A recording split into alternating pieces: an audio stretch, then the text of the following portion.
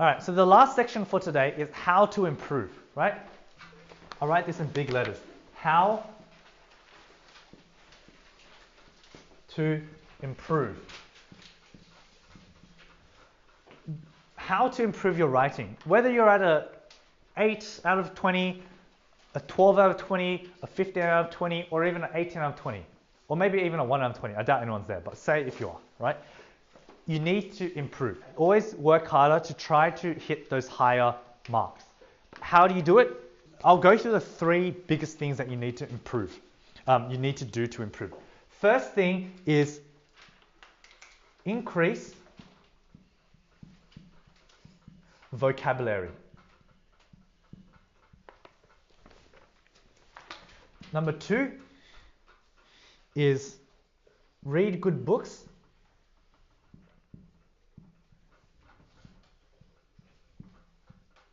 Number 3 is regularly practice.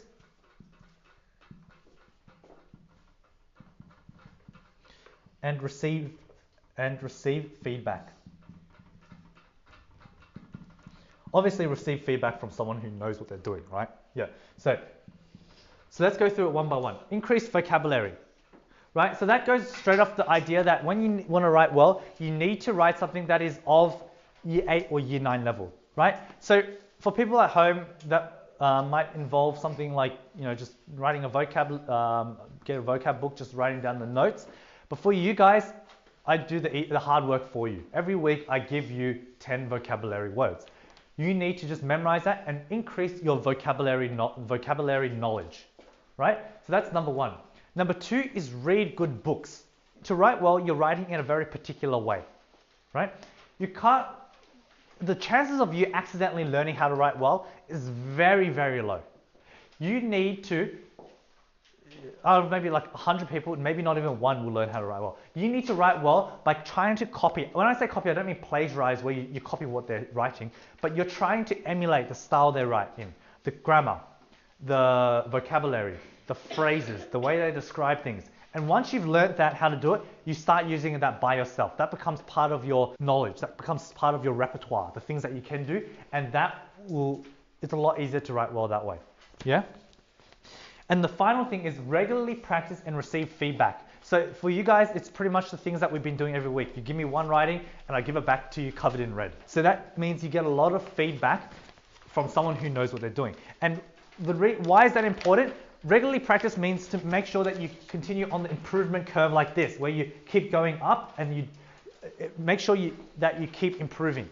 Why is it important to get someone who knows what they're doing to go through it? Let me give you an example. Imagine this.